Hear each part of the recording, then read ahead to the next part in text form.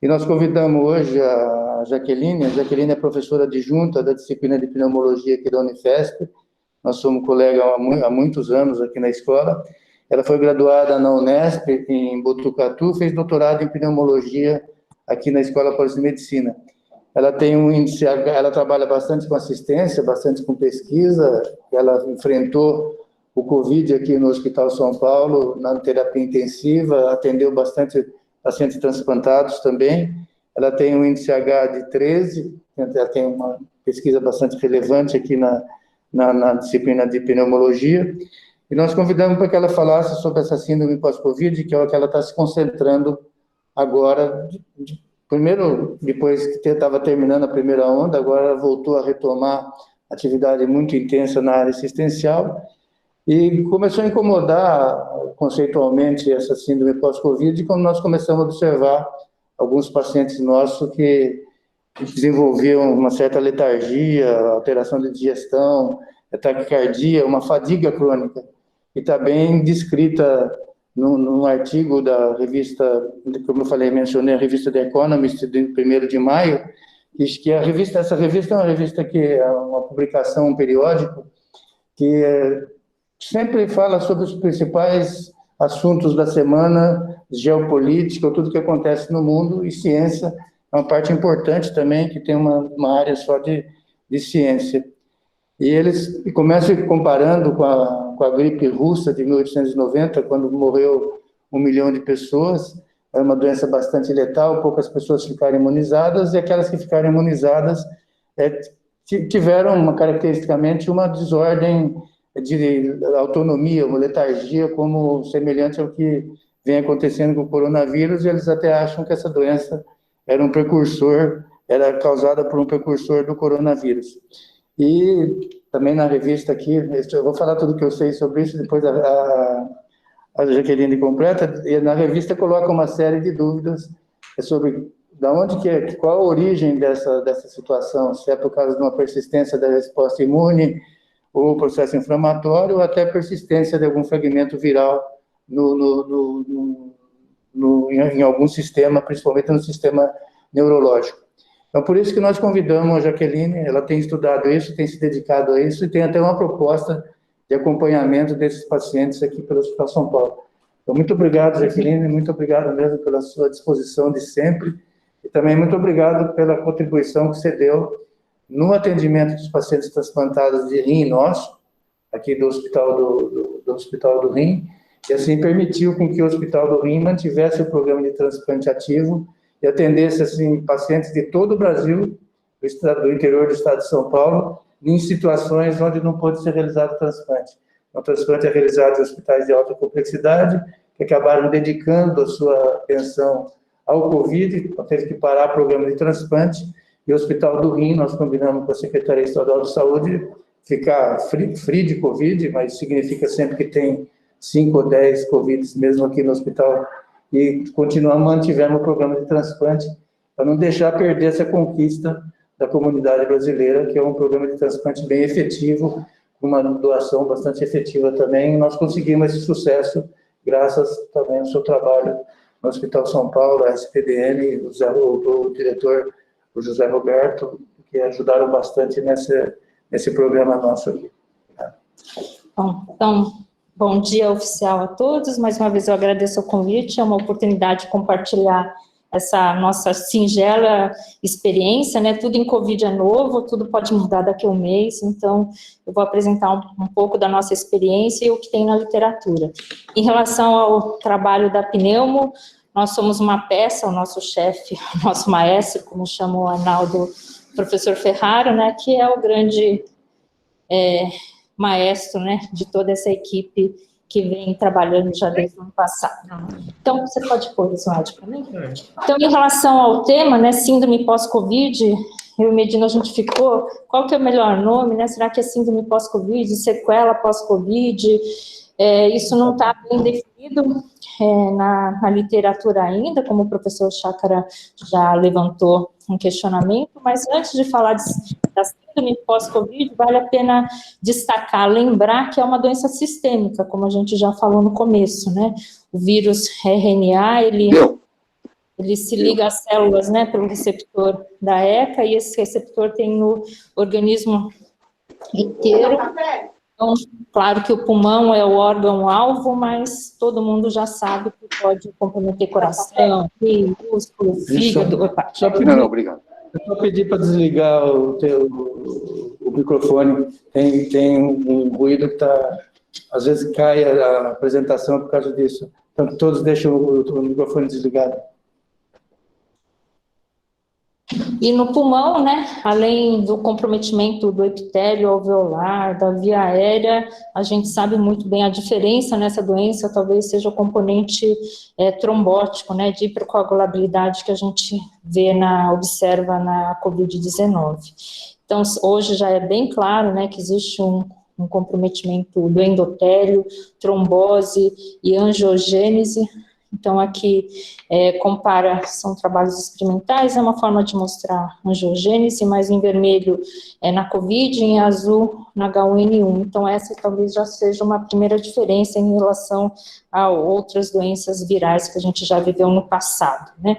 Associado a isso, a todo o processo inflamatório que leva à trombose, claro, imobilização, comorbidades, aumenta esse risco, então, aumento da incidência de TBP e TEP e trombose em outros órgãos também já é bem estabelecido, e aí a gente tem que prestar atenção em possíveis comprometimentos tardios por conta disso, né? Esse levantamento de ontem à tarde, 17 de maio às 17h33, a gente já tinha mais de 3 milhões de mortes no mundo, né? No Brasil, 434 mil mortes, com quase 16 milhões de casos confirmados.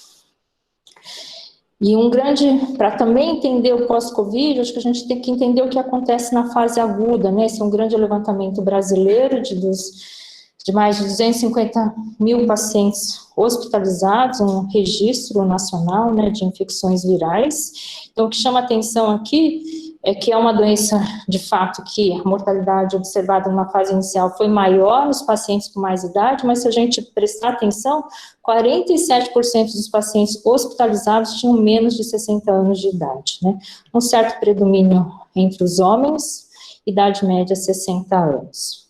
Em relação à raça, claro que depende da região, mas 49% brancos, 49% na raça entre os negros. Em relação à escolaridade, 50-50 entre primário e depois, né? Mas chama a atenção que só 16% dos pacientes não tinham nenhuma comorbidade.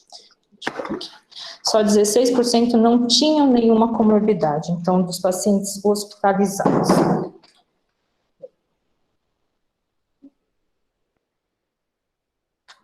E aqui outro dado interessante, depois eu vou fazer algumas análises comparativas com os nossos dados, né?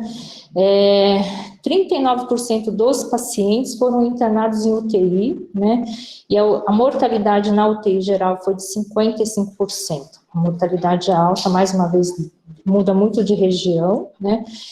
E os pacientes, mortalidade hospitalar geral, 38%. E aí, o que a gente, então, daqui para frente, a gente vai parar de falar de morte, né? Tem um jeito a gente vê o copo cheio ou o copo vazio. Então, o que a gente tem, né? A gente tem 15 milhões de pessoas que se recuperaram da Covid-19, né? No estado de São Paulo, tem quase 3 milhões de pessoas que já se recuperaram da Covid-19. Então, a gente vai passar a olhar para esses pacientes. Que são dados da Secretaria de Saúde do Estado de São Paulo. Então, ontem, mais de 3 milhões de casos, 104 mil mortes no estado de São Paulo. E aqui a gente percebe que, entre os casos confirmados, há um predomínio entre os pacientes com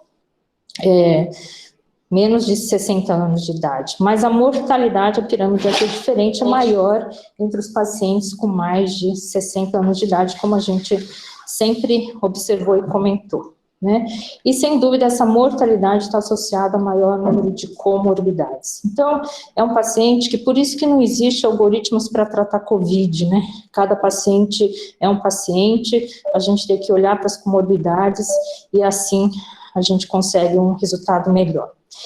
Esses são dados, a importância, né, dos gestores terem dados estatísticos. Esses são os dados do grupo do Reino Unido, que eles viram que o que eles chamaram de síndrome pós-Covid, os pacientes sintomáticos, depois das 4 semanas, de cada 5 pacientes doentes, 1 continuava sintomático. Ele chamou isso de subaguda ou doença em andamento, né?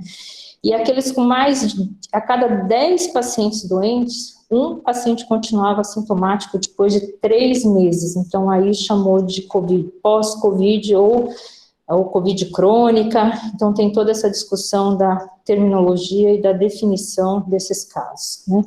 Então, aqui é interessante, né, porque nas primeiras aulas de Covid a gente via aquela curva da infecção, fase inflamatória, agora a gente já tem de mais tempo, depois de 4 semanas, então a maioria tende a usar esse 4 a 12 semanas como subaguda ou em andamento, né, e mais de 12 semanas de crônica. E a principal queixa, como vocês já comentaram, a gente estava conversando aqui antes, a fadiga é a principal queixa e com repercussão na qualidade de vida, né, fraqueza muscular, dor articular, sintomas respiratórios. Muitos saem da internação hospitalar necessitando de oxigênio. Então, em março, abril, e mesmo hoje, né, a gente algumas vezes teve dificuldade de dar alta hospitalar por não ter oxigênio para o paciente ir para casa, né, mesmo para os usuários crônicos, teve períodos que a gente passou por momentos mais críticos. Ansiedade, depressão, problemas cognitivos, distúrbios do sono, enfim, várias queixas neurológicas. Palpitação, a disfunção autonômica que Medina comentou, então levanta, tem tontura, tem taquicardia. Trombose é uma grande preocupação, principalmente para mim, né, que eu estudo circulação pulmonar, problema renal, até perda de cabelo.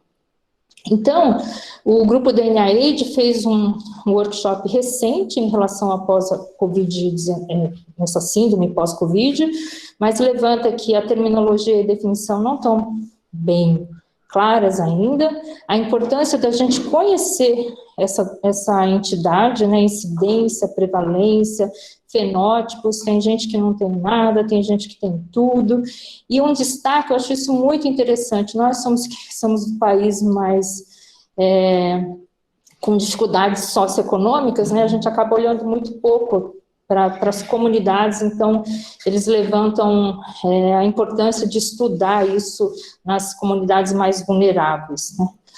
Entender melhor o quadro clínico, evolução natural e os fatores de risco, né? Então, as hipóteses são que isso pode estar associado às comorbidades, então piora, né, descontrola as comorbidades. Será que existe essa hipótese de estar associada à gravidade inicial? Dependendo da cepa do vírus, será que a evolução vai ser diferente? A genética da pessoa, a resposta imune da pessoa, daí talvez os pacientes usuários de imunossupressor tenham uma resposta diferente, a gente não sabe, então precisamos entender mais de fisiopatologia, a influência do tratamento na fase aguda para tentar elaborar estratégias terapêuticas e preventivas. Então, esse workshop foi publicado agora, em março, abril, pelo NIH. Então, aqui esse é um trabalho que eles fizeram um segmento de pacientes não críticos, né? Então, nem todos foram internados, então pacientes com quadro leve a moderado, né? Alguns foram internados, mas nenhum em UTI. E aí eles observaram, então foram um grupo francês, vários serviços da França, né? Então, eles seguiram 150 pacientes. Então, aqui, por exemplo, 42% tinham dispneia, mesmo esses leves e moderados, e com 30 dias, 10%, com 60 dias, 7%. Então, no D30, 68% dos pacientes tinham pelo menos um sintoma. No D60, dos seguidos, né, 86 de 130, 66% tinha pelo menos um sintoma. Astenia, foi o que a gente comentou, foi a principal queixa, seja no D30 ou no D60. E aí, o que eles observaram, né? Que os pacientes que tinham a ausculta alterada na fase inicial, então sugerindo que tinham um quadro pulmonar mais importante, que foram hospitalizados, né? E que E os mais jovens foram aqueles que tinham mais sintomas no D30. A mesma coisa aconteceu no D60. Então, hospitalização, aparentemente gravidade da doença, e pacientes mais jovens tinham mais sintomas, né? Esse é outro estudo agora mais para a nossa área, né, que é o objetivo de pesquisa do nosso grupo lá na Pneumo. A função é um grupo suíço também, multicêntrico, prospectivo, que avaliou os pacientes 4 meses depois, né, dos 113 pacientes que sobreviveram, fizeram avaliação clínica e funcional respiratória, e alguns realizaram tomografia também. Aí ele separou, aqui tinha o grave e o crítico, então teve alguns pacientes que foram intubados, e 47 doença leve a moderada. Interessante que 4 meses depois, a função pulmonar estava dentro dos parâmetros da normalidade, na média, né? Mas claro que o normal desse indivíduo, talvez, CPT dele, 86%, capacidade pulmonar total está dentro do parâmetro da normalidade, mas talvez o normal dele fosse mais alto, né? Tanto é que o paciente com doença leve a moderada tinha 102%. Chama atenção que a teste da caminhada caminhavam bem, mas uma diferença, aquele que teve doença mais grave caminhou menos e desaturou mais. E aqui, mais uma vez, os marcadores, né, com doença mais grave eram aqueles pacientes que desaturavam. Então, a NICE fez em 18 de dezembro de 2020 uma diretriz que ele fala que tem algumas críticas, mas talvez é um pouco do que vocês estão fazendo e a gente também está tentando fazer, né? Identificar os pacientes por contato telefônico, de forma proativa, contato telefônico, identificar e decidir junto com o paciente se eu vou fazer contato telefônico, telemedicina ou atendimento presencial. Que esses setores de atendimento tenham esse atendimento, é o que a gente está tentando fazer na Pneumo, que ele vá um dia lá na consulta, fique o dia inteiro todo lá, ele pode reclamar, mas a gente tenta resolver tudo, né? Imagem, função, teste de caminhada, avaliação do físio, num dia só para facilitar e aumentar a adesão desses pacientes. Que além da enfermagem da equipe médica, tem uma equipe multidisciplinar, principalmente fisioterapia, terapia ocupacional, saúde mental e reabilitação.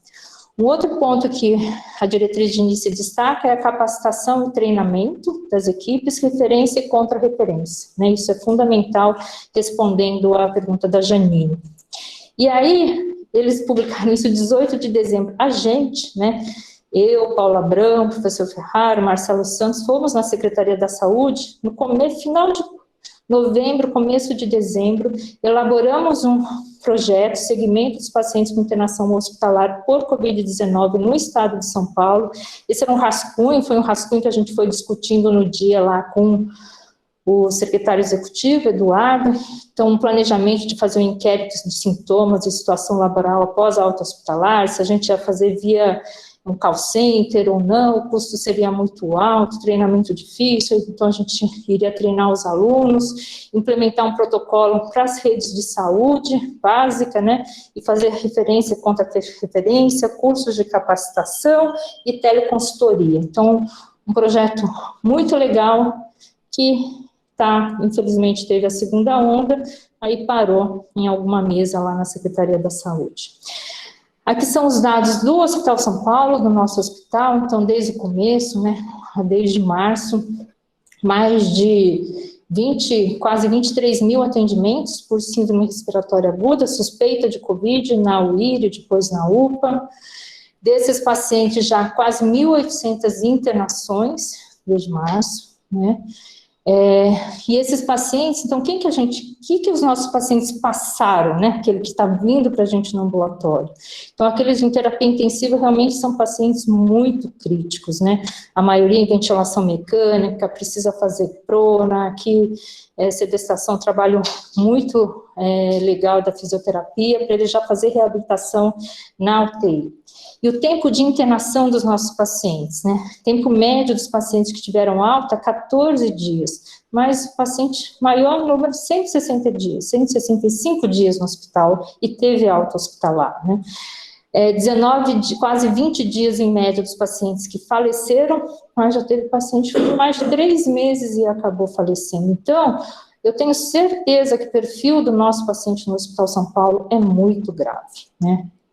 Então, hoje a gente já tem 1.136 altas hospitalares. E como está sendo feito atendimento pós-Covid pela pneumologia, a DIPA também tem feito, o Paulo Abrão, desde o começo, faz uma primeira consulta desses pacientes, clínica e laboratorial, e depois os pacientes vão para o setor de fisiologia clínica do exercício, né, um projeto coordenado pela professora Eloara, né, professora da disciplina, e a pesquisadora Priscila, que é uma fisioterapeuta, e toda a equipe médico, físio, que a gente tenta fazer esse atendimento num dia só. E uma parte também, a demanda externa, né, vai para a unidade de atendimento respiratório, que atualmente a gente está lá no HU2. Então, no Cefice, de 1.136 altas, 358 agendamentos, 75 faltas, né? Os pacientes do transplante renal, Marina, estão faltando muito. Então, não sei se eles têm muita consulta fora, então acabam não querendo ir. Então, a gente está tentando, com você mesmo, né? Quando você detecta, você encaminha para a gente. Então, o atendimento num único dia, em torno de 25 pacientes semanais, né, e na UAR, que são os pacientes que vêm de fora, isso tem me preocupado, né, não são os pacientes gerados, são pacientes via cross, hoje, praticamente 100% é pós-Covid. Então, o que está acontecendo com o paciente com fibrose pulmonar, com hipertensão pulmonar, com asma grave? Eles estão sem atendimento, então, a gente precisa... É o mesmo que poderia acontecer com vocês aqui, né, Medina? Então, a gente precisa ver como resolver esse problema das outras doenças, com certeza elas existem, né? Então, essa avaliação de sequelas pulmonares após pneumonia por Covid, então, os pesquisadores, é um estudo multicêntrico, com apoio da FAPESP, então, está a Eloara, pelo Hospital São Paulo, André Albuquerque, como nosso ex-pós-graduando nosso pelo INCOR, e Botucatu, a Suzane. Então, 286 pacientes já foram avaliados de julho a março, 64 na consulta inicial, triados, 61 pacientes continuam em segmento e 61 pacientes entraram nesse projeto Fênix, que faz até teste de exercício cardiorrespiratório. Eu até achava, olhando aquela curva lá de sobrevida, né, da Secretaria da Saúde, que os pacientes que sobrevivem são mais jovens, então que talvez a curva do pós-Covid fosse em pacientes mais jovens, mas respeita a média dos pacientes que foram internados em torno de 56 anos. 13% dos pacientes estavam assintomáticos na primeira visita, né, mas sim, tem um número significativo de pacientes sintomáticos, e uma parte dos pacientes, aqui eu diria acho que uns 30%, tem saturação menor que 95 ao repouso. Então, mesmo 30 dias depois, eles ainda dessaturam ao repouso. Aqui um exemplo, uma paciente de 52 anos, sem comorbidade, teve alta com catéter nasal de O2 1 litro, a toma no D1, com vidro fosco difuso. O D10, como ela não melhorava, acabamos pedindo tomografia com sinais sugestivos de fibrose, mas no D30 ela tem uma espirometria com os padrões dentro da normalidade, né? A gente faz um teste do degrau, um teste simples, isso, Marina, você pode pedir para o seu paciente fazer senta-levanta, tem alguns testes que a gente consegue fazer à distância. Ela desaturava ainda, isso é algo que a gente percebe, então 30 dias depois ainda desaturava o esforço, mas depois na D2, que é 90 dias depois, desatura ainda mais em níveis melhores e a função melhorou um pouco mais ainda. Então, a impressão que a gente tem dos pacientes que estão vindo, né, eu tenho que falar pelo ar, o que está acontecendo com aqueles que não vêm, né, mas o que estão vindo tem evoluindo com melhora progressiva, que é um alento, né, mesmo a imagem, no começo, 3 meses, 6 meses depois, então a impressão que a gente tem é que não precisa ficar pedindo tomografia, né, porque claro, se tiver algum caso desproporcional, você tem que ver por que ele está hipoxêmico, né, mas não precisa ficar fazendo controle, porque você não vai mudar a conduta, pelo menos por enquanto. Aqui é um paciente, um desses também entrou no projeto, mas até preparando a aula eu achei uma das apresentações lá na fase aguda, né, um paciente de 51 anos, que estava em casa, em vigilância, pouco sintomático, já 2 semanas de sintoma, tinha melhorado a parte respiratória, mas teve dispneia súbita, né, no D13, dedímero de 20, né. Claro que hoje a gente sabe que tem que afastar a embolia.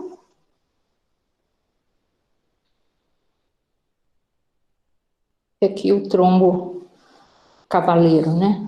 Então, ele fez trombólise, ventrículo direito aumentado, e a nossa grande preocupação, lembrar vocês que os pacientes com TEP agudo, em torno de 4% evoluem com TEP crônico. Será que a gente vai ter mais TEP crônico, né? Essa é uma dúvida de todo mundo no mundo, né? Então, mais 3 meses depois, muito bem, dispneia só os grandes esforços, capacidade funcional normal, teste de exercício também sem limitação, desatura um pouco ainda, o eco com uma disfunção leve de ventrículo direito. Então, ele ficou sem sequela. Então, desse projeto Fênix, que a Eloara é a pesquisadora principal, dos 56% na D9 ainda estavam com sintoma, 13 com dispneia, 10 com mialgia e fadiga. Mas a alteração funcional não tem assustado muito, né? Mesmo o teste de exercício cardiorrespiratório, somente... 25% tinham capacidade aeróbica reduzida, um padrão de hiperventilação, ainda desaturavam, aumento do espaço morto, quanto então tem aquela alteração vascular, a gente ainda não sabe. Aqui, quase finalizando, um outro caso também, 44 anos, 13 de maio, no começo que a gente ainda estava aprendendo, aquele ainda não intubado, aquelas situações angustiantes, né? Alguns dias depois, ele entubado, ventilação mecânica, hemodiálise, dímero alto, TPP, iprona, e faz tudo que tem direito, não faltou nada no hospital.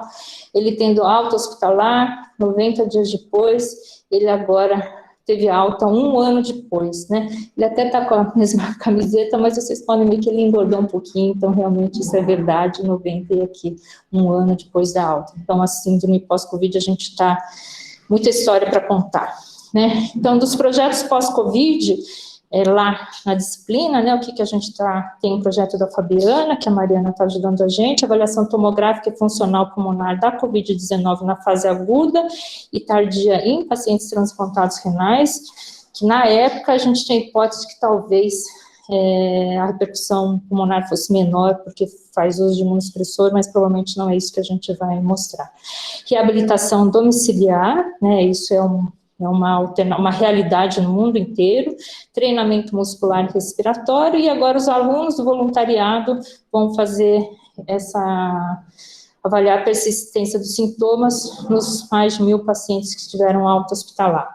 Então, o segmento pós-Covid, mais uma vez, traz vários desafios, mas eu acredito que nós, como hospital universitário, nós conseguimos oferecer assistência de excelência, né? A gente ensina, forma mais pessoas e consegue, com sacrifício, né, principalmente se você está envolvido em tudo, gerar conhecimento também.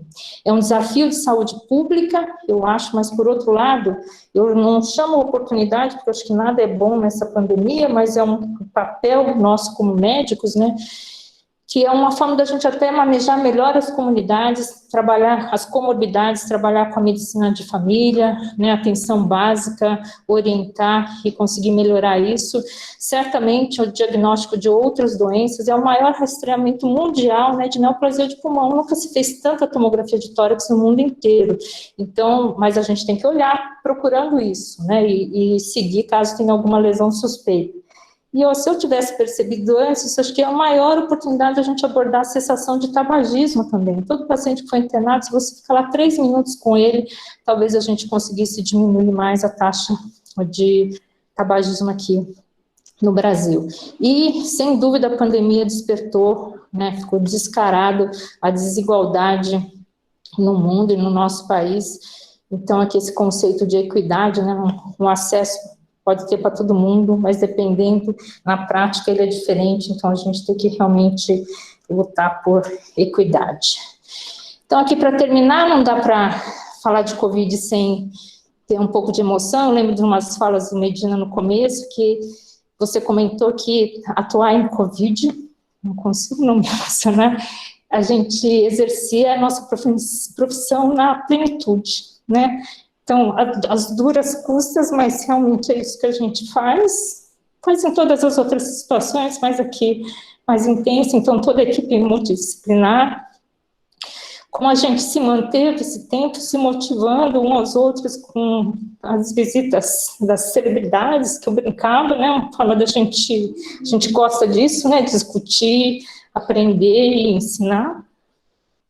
A gente também está, até que enfim, acho que semana que vem vai estar à disposição um curso de imersão ao papel social nosso do hospital, junto com a PM, para manejo do paciente com Covid-19 para qualquer médico, né? Então são aulas, acho que é super importante, todos estão convidados a fazer, eu espero que mais uma semana esteja disponível, e eu como chefe da disciplina, junto com a Sônia, que é a vice, todo o meu respeito para essa equipe de jovens que está na luta lá na UTI desde o começo. Obrigada. Bom, só antes de agradecer a Jaqueline, eu queria anunciar a reunião da próxima semana, um assunto um pouco diferente agora, que é sobre a Lei Geral de Proteção de Dados, e também tem uma relação bastante importante com o Covid, porque agora existe uma controvérsia de pessoas que querem receber vacina ou não, funcionários que querem receber vacina ou não, ou mesmo pacientes que querem ser vacinados ou não, ou que tem algumas outras questões, que entram em toda essa controvérsia da Lei Geral de Proteção de Dados, como que isso está aplicado, já que é uma lei muito nova no Brasil e que nós acabamos patinando bastante no início da sua instalação.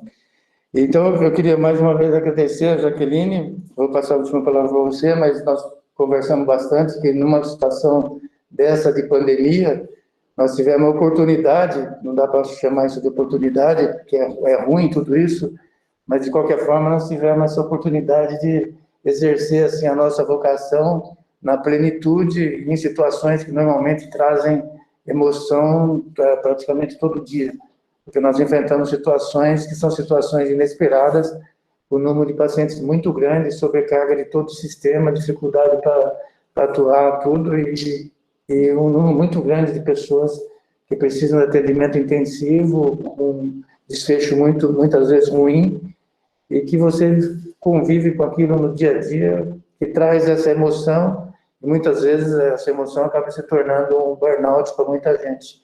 Eu queria te agradecer mesmo e deixar a última palavra para você.